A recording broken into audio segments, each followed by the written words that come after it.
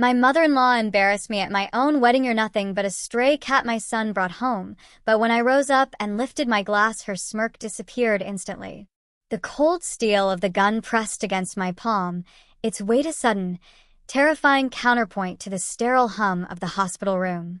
Margaret, my husband's grandmother, smiled with the unsettling calm of a predator, her gaze daring me to choose life or legacy, survival or destruction. But the chill I felt in that sterile room was nothing compared to the slow, creeping dread that had begun to snake its way into my life months before, on what should have been the happiest day of my life. I remember standing at the edge of my own wedding reception, the sound of my new mother-in-law, Vivian, tapping her crystal champagne glass piercing through the murmur of conversation like a siren. My stomach had immediately knotted. There was something in Vivian's eyes, a glint I couldn't quite decipher, that made every instinct scream at me to grab Ryan's hand and just run. My name is Arya, and I'd always imagined this day would be perfect, joyful. Instead, it was the beginning of an unraveling. Ladies and gentlemen, Vivian's voice had carried across the garden with an almost theatrical elegance. I'd like to propose a toast to the interesting couple before us today. She'd paused, that smile, sharp and precise like a surgeon's blade, never leaving her face. When Ryan first brought Arya home, I must admit, I was surprised. After all, we had such different expectations for him. A ripple of discomfort had spread through the crowd. Ryan's hand, which had been loosely holding mine, tightened almost imperceptibly, but he said nothing. He always said nothing when it came to his mother, a silence that spoke volumes even then. But here we are, Vivian continued, her gaze fixed on me, a predatory softness in her eyes.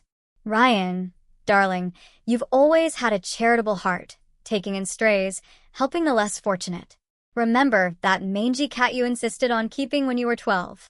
A few nervous chuckles followed her staged laugh. I suppose some habits never change. The heat in my cheeks was unbearable.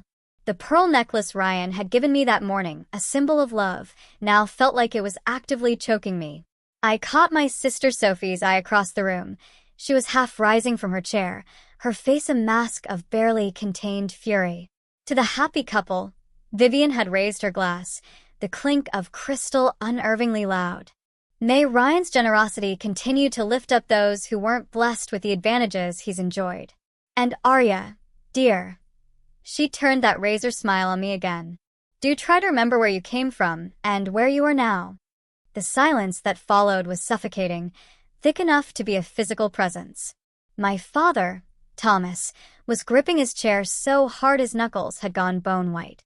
My mother, Linda, had tears in her eyes, not the happy ones she'd shed during the ceremony, but tears of hurt and humiliation. Mother, that's enough. Ryan finally spoke, but his voice was weak, uncertain, barely more than a whisper. Oh, darling, I'm only teasing. Vivian waved him off with a dismissive flick of her wrist. Surely Arya can take a joke? After all, she'll need a thick skin to survive in our world, won't she? I felt the eyes of 200 guests burning into me, the country club members, the business associates, Ryan's extended family. All of them watching, waiting, to see how the girl from the wrong side of town would react to being publicly gutted. Actually, I heard myself say, standing up. My voice was steady, surprisingly so even to me. I'd like to thank Vivian for that illuminating toast. I raised my own glass. Vivian's smile faltered, just for a moment. She clearly hadn't expected me to speak, to fight back. To new beginnings, I continued, my voice unwavering, and to finally understanding exactly where I stand. I drained my champagne in one gulp, setting the glass down with perhaps more force than was necessary, the clatter echoing in the hushed garden. The rest of the reception passed in a blur of forced smiles and whispered conversations that would abruptly stop when I walked by.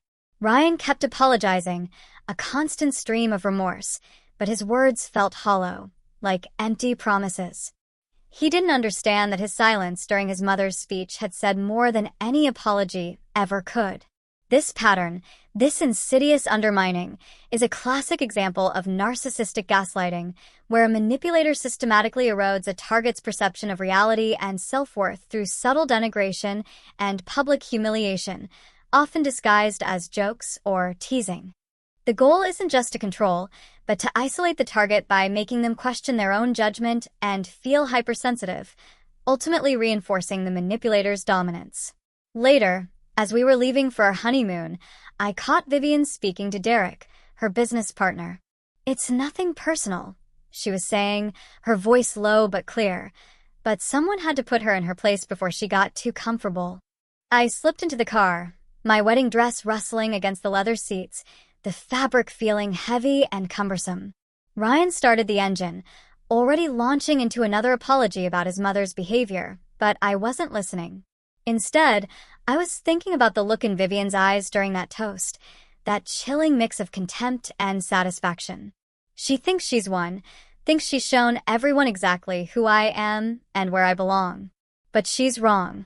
That toast didn't break me. It awakened something. As we drove away from the reception, I was already planning. Vivian wanted to show everyone who I am? Fine. I'll show her exactly who I can become. This wasn't the end of the story. It was just the beginning of mine.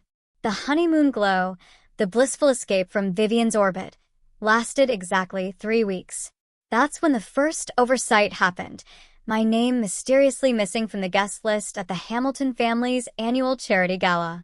"It must have been a clerical error," Ryan said, adjusting his bow tie in our bedroom mirror, his gaze carefully avoiding mine. "Mother's assistant is new." I watched him from the bed, still in my bathrobe, a bitter taste in my mouth. A clerical error? Like the one that left me off the country club membership application? Or the one that forgot to include me in the family portrait session? He didn't meet my eyes in the reflection. "I'll talk to her about it," he promised, his voice weak. "Don't bother," I said, standing up, letting my wedding ring catch the light, a stark reminder of the world I'd married into. We both know Vivian's assistant doesn't make mistakes. The door closed behind him with a soft click, leaving me alone in the silent bedroom. Through the window, I watched him pull out of our driveway in his gleaming Mercedes, a wedding gift from his mother. Another reminder of where I stood in the meticulously constructed hierarchy of Vivian's world. My phone buzzed. It was Sophie. "Mom and Dad want you over for dinner tonight." At my parents' modest house, the tension was thick enough to cut with a knife. Dad paced the kitchen while Mom served her signature lasagna, comfort food for uncomfortable conversations. "She's isolating you," Dad said, his fork stabbing at the pasta. "First the wedding toast, now this? It's a pattern, Arya." Mom warned, her eyes filled with the worry we were all thinking but none dared say. "That woman's trying to push our daughter out of her son's life, piece by piece." I pushed my food around the plate. "Ryan says he'll handle it," Sophie snorted. "Like he handled the toast? Or the country club thing?" She leaned forward, her voice dropping. "You know what Derek told me at the coffee shop yesterday?" I looked up, surprised. "You talked to Derek?" She nodded. He didn't know who I was, but he was meeting someone, talking about how Vivian's planning to protect the family interests by having Ryan sign some new trust agreement. Something about limiting spouse access. The lasagna in my mouth turned to ash. Dad's face darkened, but before he could speak, my phone chimed. It was a group text from Vivian. "To the family. Reminder, Margaret's 75th birthday dinner this Saturday. Black tie, private room at LeBlanc. Family only." A second later, another message. "Ryan darling, please come early to help with arrangements." No mention of me. Not even a pretense this time. "That's it." Sophie stood up, her voice sharp with indignation. "You need to fight back." "And do what?" I pushed my plate away. "Throw a fit? Prove her right about the classless girl who married above her station?" No, Sophie's eyes gleamed with a sudden, fierce resolve. "You need to beat her at her own game. You're smart, Arya. Smarter than she thinks. Use that." Later that night, I returned home to find Ryan in his study, papers spread across his desk. He looked up, his expression instantly guilty. "Hey." "I was just going through some family business stuff." I leaned against the doorframe. The new trust agreement. He froze, the color draining from his face. How did you? Does it matter? I walked over, picking up one of the documents. Were you going to tell me? Before or after you signed away my access to our shared future? It's not like that, he started, but I cut him off. Then what is it like, Ryan? Explain it to me. Explain how your mother's systematic campaign to erase me from your life is not like that. He stood, running a hand through his hair, a nervous habit. You don't understand the pressure she's under, the family name, the business. You're right, I said quietly. I don't understand business. I paused, letting my gaze meet his. I don't understand how my husband can watch his mother destroy his marriage and do nothing. I turned to leave, but his voice stopped me. Where are you going? To get ready for Margaret's birthday dinner. But Mother said, I know what she said. I looked back at him, and for the first time, I meant it. And I'm done listening. In our bedroom, I opened my laptop and started searching. Vivian thinks she can write me out of this family story?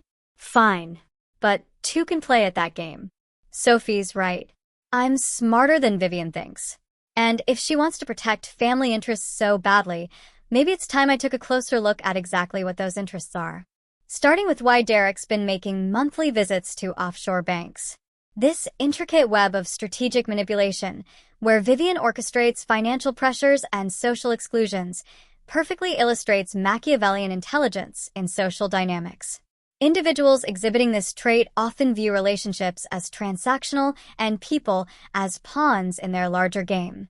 They operate with a cold, calculated rationality, leveraging power and influence not out of pure malice, but from a deeply ingrained belief that control is the only path to securing their own interests and legacy, creating scenarios where others are forced to react to their predetermined moves. Margaret's birthday dinner became a battlefield the moment I walked into LeBlanc. Vivian's face froze mid-laugh, her champagne glass suspended in the air. The private dining room, filled with the hushed chatter of the elite, fell completely silent. Darling, she recovered quickly, her practiced smile snapping back into place. I believe there's been a misunderstanding about the guest list. I smiled back, channeling her own razor-sharp sweetness. No misunderstanding. I'm exactly where I should be. Margaret, the matriarch, rose from her seat, her arthritis-twisted hands gripping her walker. Her voice, surprisingly strong, cut through the tension. Vivian, stop this nonsense. Arya is family now. Something flickered across Vivian's face. Pain, maybe fear? It was gone before I could be sure. Ryan pulled out my chair, but his hands were shaking, the tension crackling through the room so thick it felt like the crystal chandelier might shatter. Actually, Margaret continued, settling back into her seat, her eyes fixed on Vivian. This reminds me of another family dinner, years ago, when you first brought Charles home, Vivian. Vivian's knuckles whitened around her glass. Mother, please. Your father's family treated you horribly, Margaret said, her voice carrying despite its age. Each word a deliberate shot. Called you a gold digger, said you weren't good enough. Remember? The revelation hit me like a physical blow.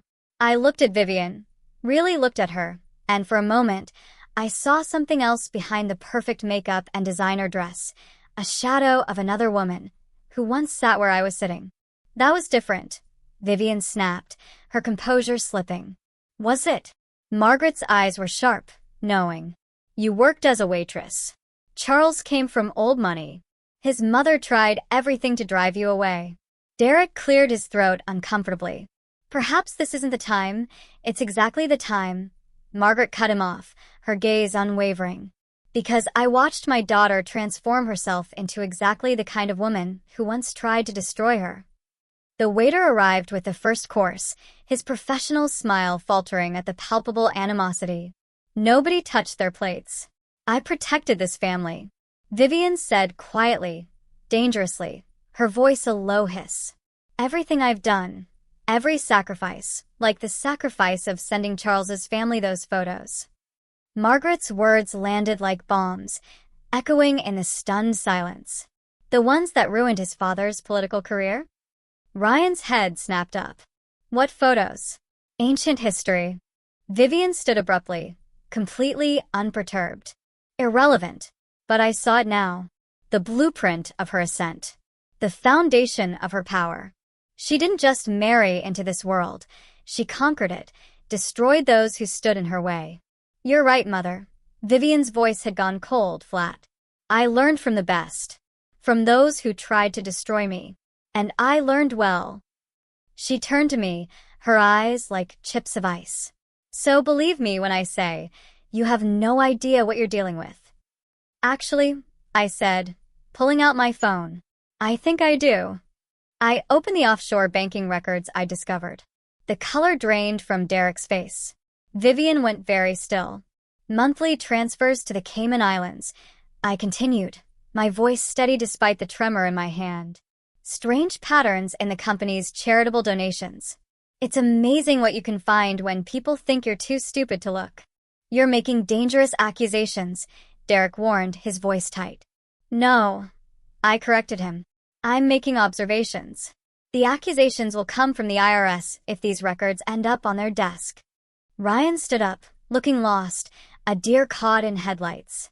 What's going on, Mother? Nothing, Vivian said sharply.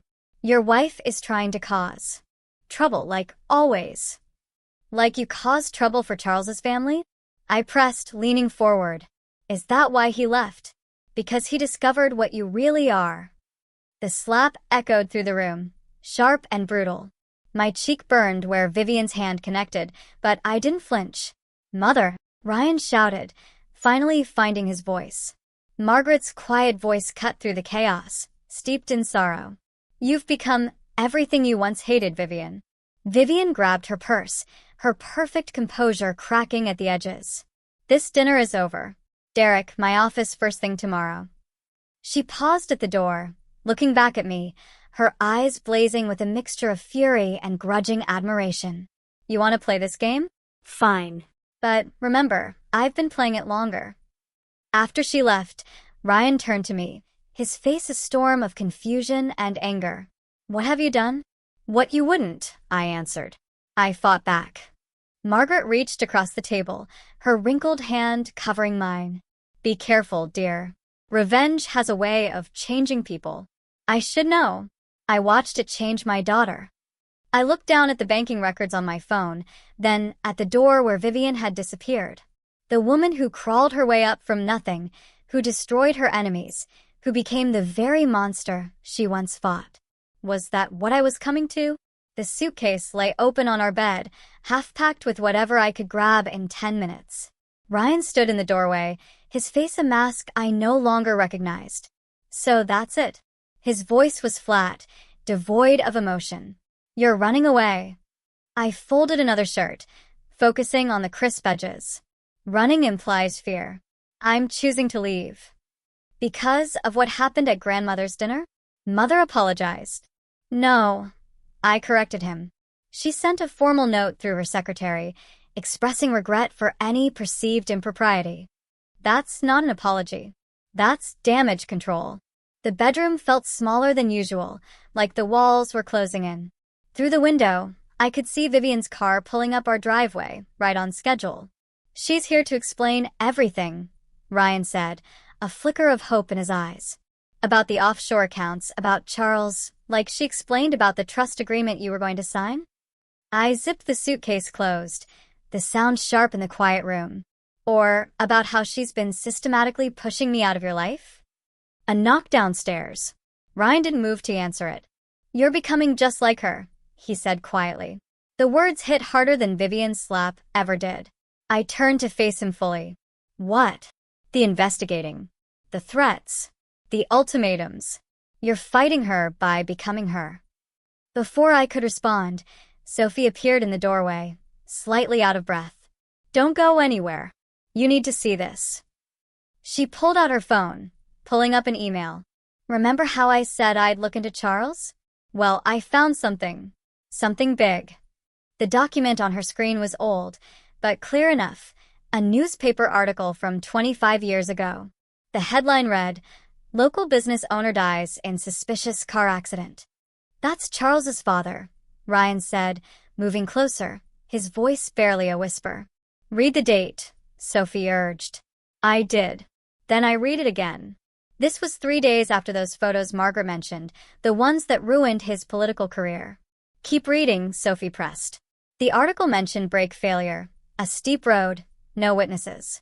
And at the bottom, a quote from the grieving family spokesperson, Vivian Hamilton. She didn't just destroy his career, I whispered, my voice hoarse. We don't know that, Ryan interrupted, but his voice shook, the conviction gone. Another knock downstairs, more insistent this time. There's more, Sophie scrolled down.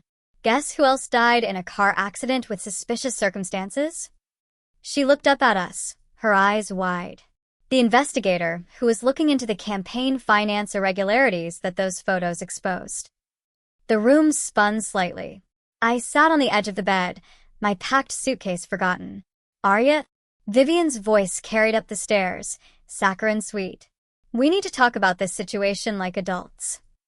Ryan moved toward the door, but I grabbed his arm. Don't. Please.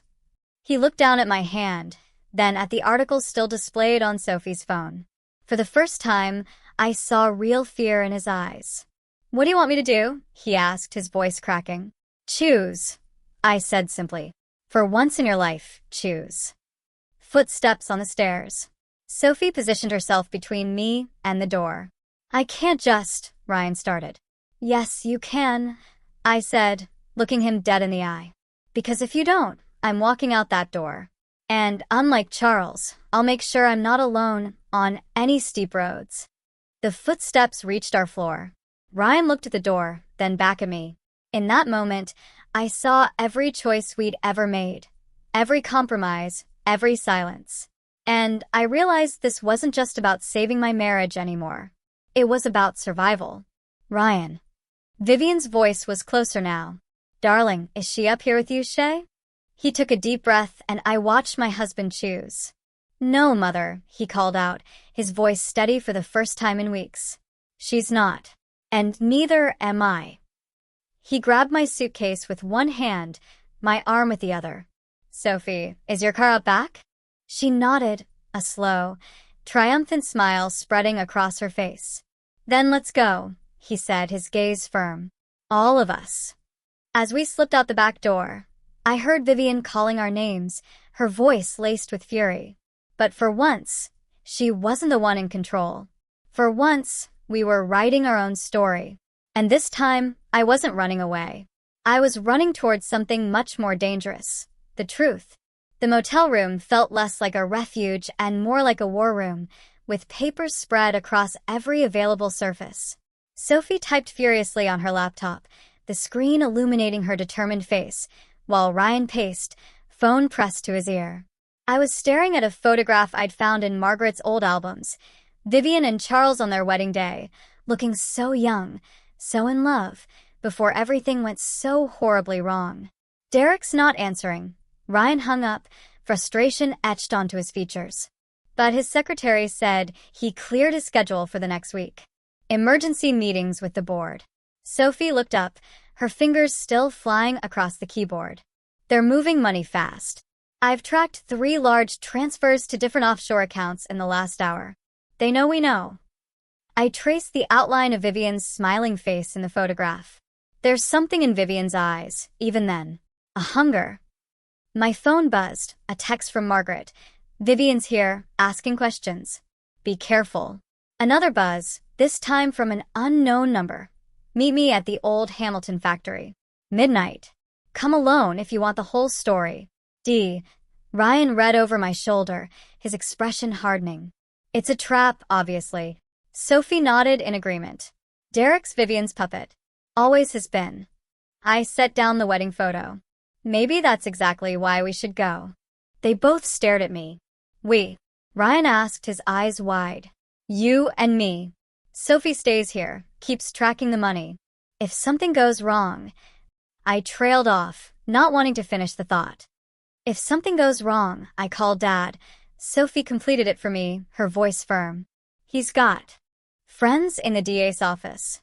They're already interested in those offshore accounts. Ryan grabbed his keys. We should leave now. Scout the location before. A sharp knock at the door froze us all.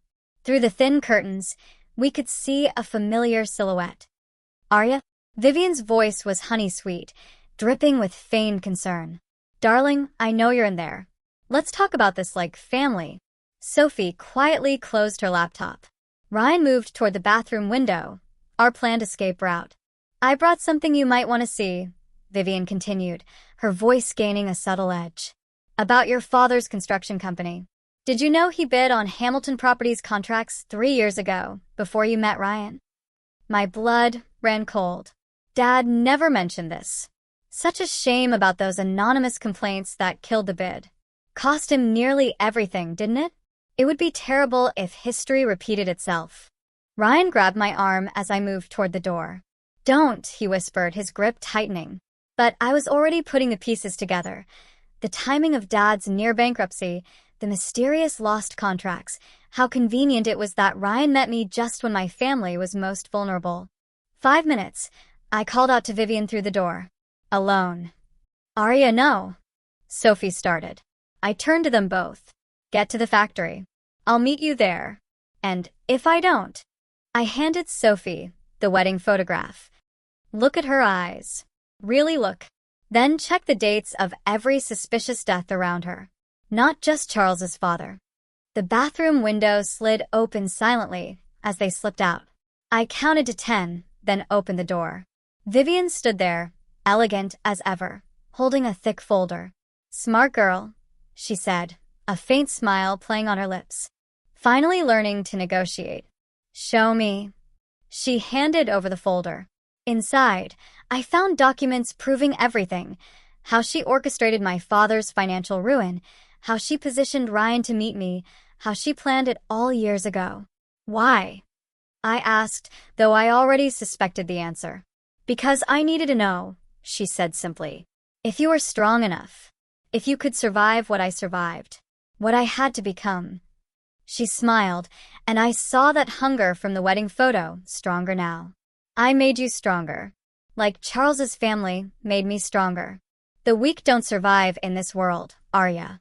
I needed to know if my son's wife could survive." I thought of the offshore accounts, the suspicious deaths, the years of manipulation. "And if I fail your test?" "Oh, darling." She reached out to touch my cheek. I forced myself not to flinch. "You already have.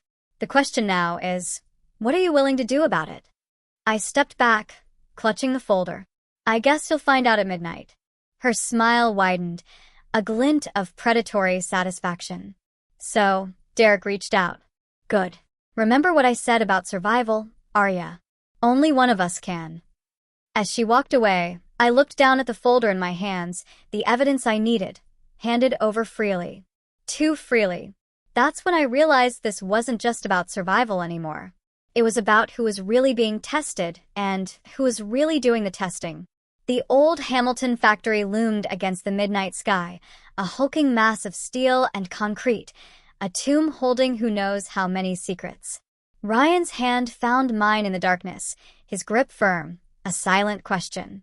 "We don't have to do this," he whispered. "But we do," I replied, the words tasting like ash. Because somewhere in that building, Derek was waiting with answers about Charles, about Vivian, about all the convenient accidents that paved her way to power. The side door creaked open at our touch. Inside, emergency lights cast sickly green shadows across abandoned machinery. Our footsteps echoed eerily on metal catwalks.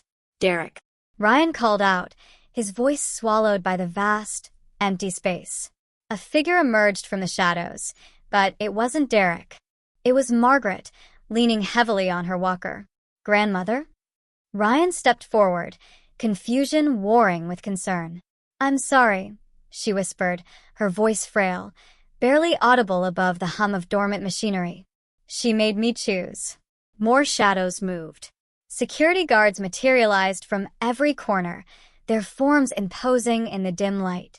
And there, standing in the center of the vast floor, was Vivian, elegant even amidst the rust and decay.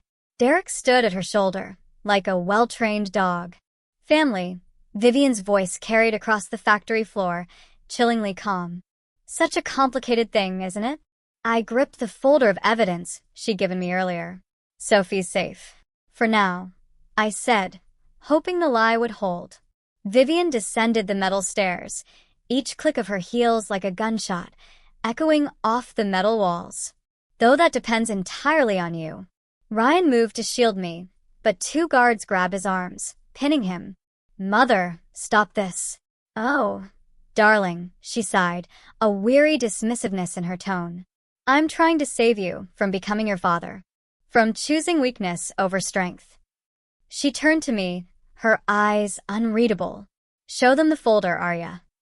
My hands shook as I opened it, but the documents inside weren't what she'd given me earlier. These were different. Photographs of my father accepting bribes, falsifying contracts, laundering money through his construction company. No. I shook my head, my voice barely a whisper. These are fake. Are they? Derek spoke up, his voice devoid of emotion. Or did you just never want to see the truth about your father? About Ryan?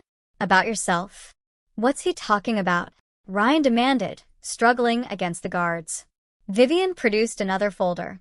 Your father didn't just bid on Hamilton contracts, Arya. He helped me destroy his competitors. Helped me cover up Charles's father's accident. All to protect his own interests.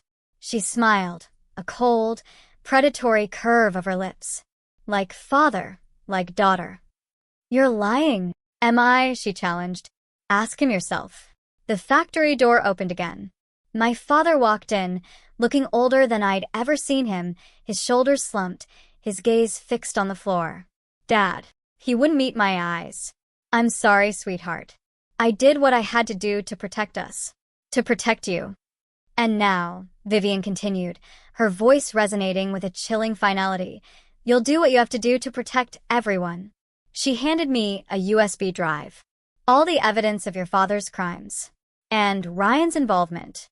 She turned to her son, her voice softening slightly, deceptively. Yes, darling. Those contracts you signed last year? Not quite as clean as you thought. The pieces snapped into place. The arranged marriage. The tests. The manipulation. We were never players in this game. We were pieces, being moved across Vivian's board. What do you want? My voice sounded hollow, distant. Sign over your shares in the company. Admit to orchestrating the offshore accounts. Take the fall. She stepped closer, her breath cool against my ear. Or watch everything you love burn. Don't. Ryan struggled against the guards, his eyes pleading with me. Arya, don't. Tick-tock. Derek checked his watch, a smug smirk on his face. Sophie's waiting. And those photos of her with the corporate accounts? Very convincing. I looked at my father, broken by his own choices. At Margaret, forced to betray her grandson. At Ryan, finally. Seeing the true cost of his family's legacy. If I do this, I said slowly, the words heavy on my tongue, everyone else walks away clean? You have my word. Vivian offered a pen and papers, her smile triumphant. Your word. I laughed, and it sounded like breaking glass. Like, Charles had your word? Like his father had your word? Charles was weak, she snapped, her eyes blazing with a fierce contempt. Like you're being weak now. Sometimes survival means sacrifice. I took the pen, felt its weight, the cold metal a stark contrast to my racing pulse. I thought about Sophie, about Ryan, about all the lives Vivian had destroyed in the name of survival. You're right, I said, meeting her gaze. Sometimes it does. I signed the papers, watched Vivian's triumphant smile, watched my father's shoulders slump in relief. And then I pulled out my phone, pressed play on the recording of everything that had just happened, and watched that smile fade, replaced by a slow, dawning horror. You're not the only one who knows about sacrifice, I told her, my voice steady, betraying none of the adrenaline coursing through me. But before anyone could move, a shot rang out. Pain exploded in my shoulder. Through blurring vision, I saw Derek lowering a gun, saw Ryan breaking free, saw Vivian's face transform from shock to something like respect. As darkness closed in, I heard her whisper, "Now we'll see who really survives." This moment, where the generational patterns of control and manipulation culminate in a choice between self-preservation and protecting others, vividly illustrates the concept of intergenerational trauma and the cycle of abuse of power. Margaret, Vivian, and even my father all learned that survival in their world demanded ruthless control and the manipulation of others. The means of their survival became their end, distorting their moral compasses and ensuring that each generation was subjected to increasingly complex tests of loyalty and strength, perpetuating a system where individuals become both victims and perpetrators in the relentless pursuit of security. The hospital monitors beeped steadily as I opened my eyes. Ryan was asleep in the chair beside me, his hand still clutched in mine. But Sophie stood at the window, phone pressed to her ear. "They're moving the board meeting up," she whispered. "Tomorrow morning. They're going to vote on the merger before anyone can stop them." I tried to sit up, wincing at the searing pain in my shoulder. "Where's the recording?" "Safe," Sophie assured me, her voice grim. But Vivian's claiming it was taken under duress. And with Dad's involvement, she trailed off, the implication hanging in the sterile air. The door opened. Vivian walked in, immaculate as ever, her composure restored as if nothing had happened. Behind her, Margaret wheeled herself into the room, her walker replaced by a sleek, modern wheelchair I'd never seen before. "Everyone out," Vivian commanded, her voice soft but firm. "Except Arya." Ryan stirred, his eyes fluttering open. "I'm not leaving." "Yes, you are," Margaret cut in, her voice raspy but authoritative. "Be gone, both of you. This ends now." After they left, Vivian sat on the edge of my bed, studying me like a specimen under glass.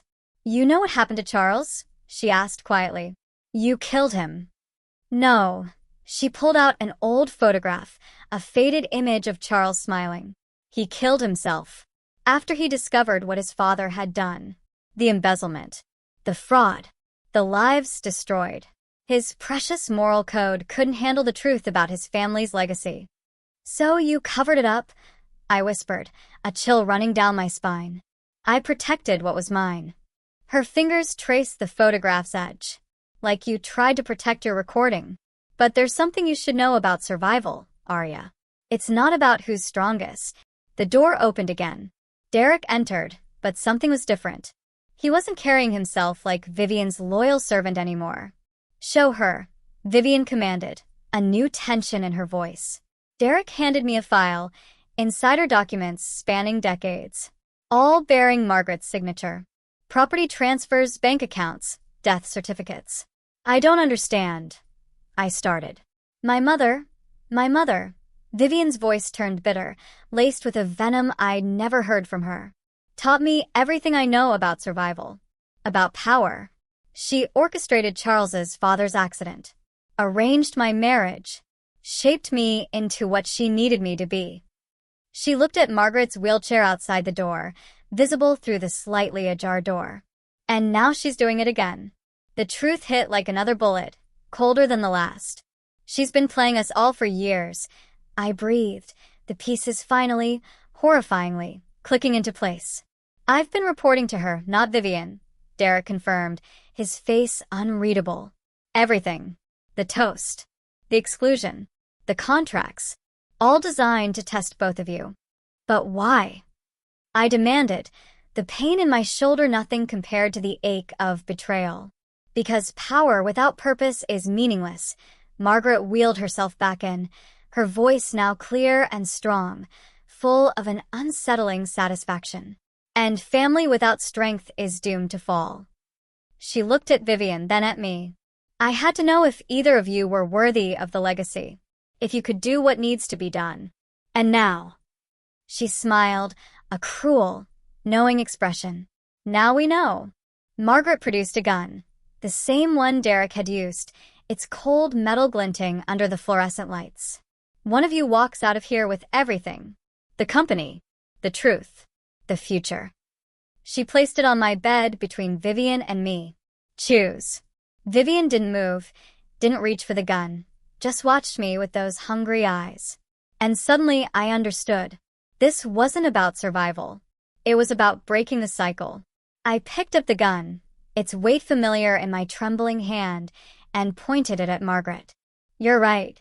Family without strength is doomed." I turned it toward Vivian, my gaze meeting hers. "But strength without mercy is just another kind of weakness."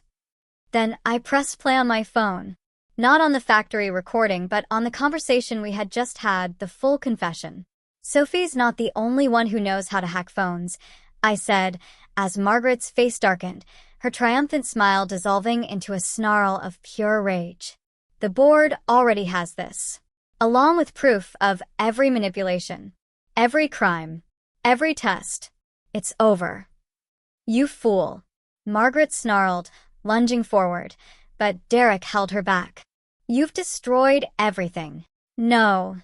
Vivian stood slowly, her eyes fixed on me, a new emotion stirring in their depths. "She saved us. From becoming you. From destroying ourselves." She took the gun from my hand, placing it out of reach. Security arrived minutes later. As they led Margaret away, her voice, raw with fury, echoed down the hall. "You'll regret this, both of you. Some things are worth any price." "She's right," Vivian said after they were gone. "About the price." She looked at me, and this time, there was something like respect in her gaze. "Welcome to the family, Arya. The real one." I thought of all the pain, all the manipulation, all the lives broken in the name of legacy and power. "What happens now?" Now, she smiled, but it was different. Tired. Real. "Now we learn how to survive without destroying each other." As she left, I noticed she'd left the old photograph behind. But now I saw what I'd missed before. It wasn't hunger in her eyes back then. It was fear. The same fear I saw in my own reflection now.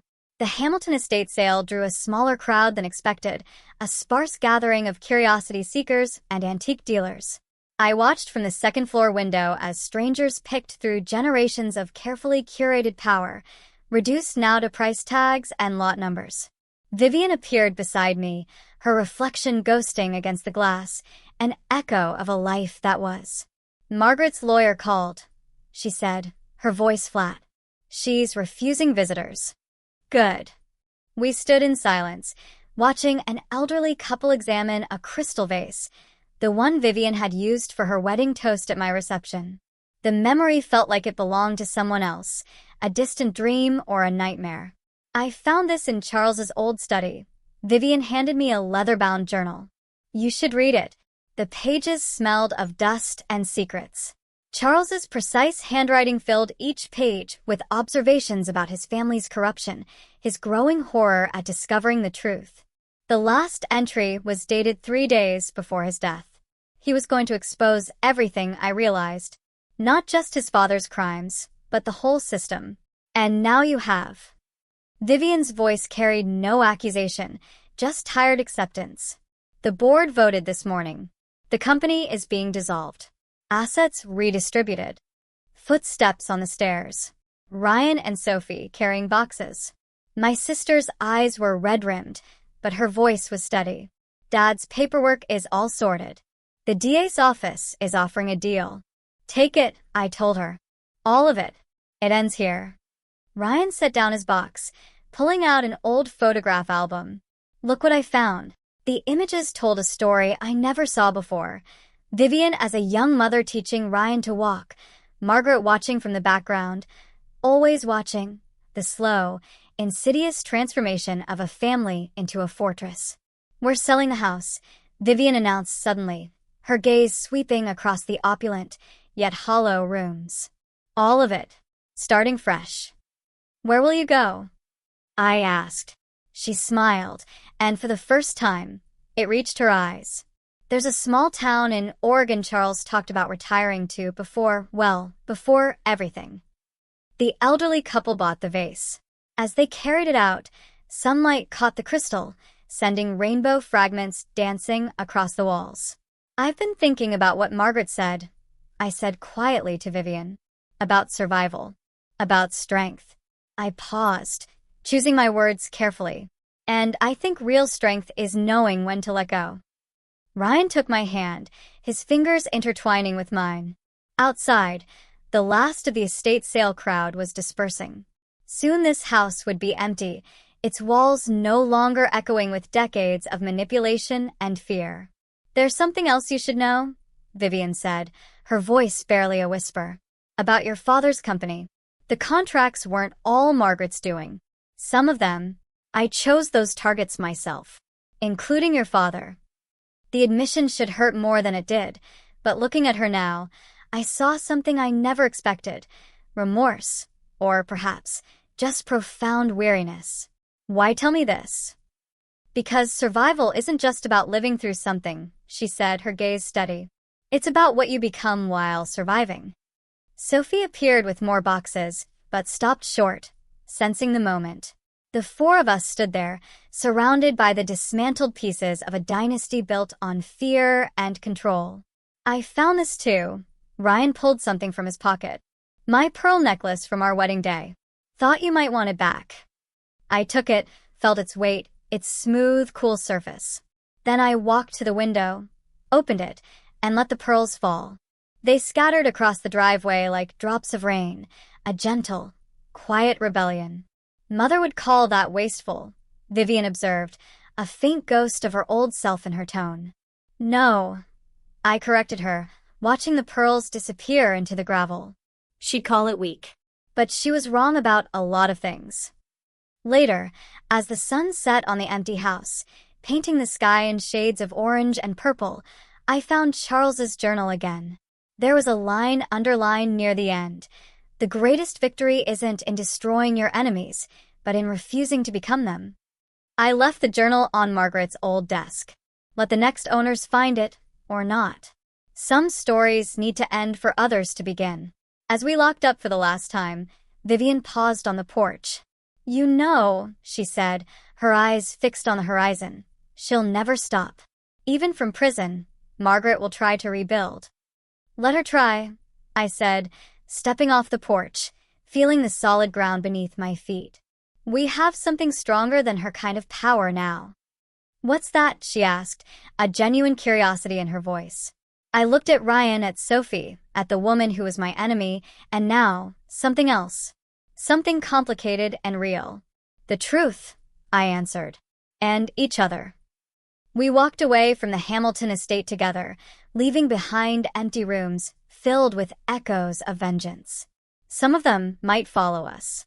Some might even catch up one day. But that's tomorrow's survival. When the lines between predator and protector blur, and the fight for justice becomes a struggle against becoming the very thing you despise, where does true strength lie? In exposing the truth, or in breaking the cycle?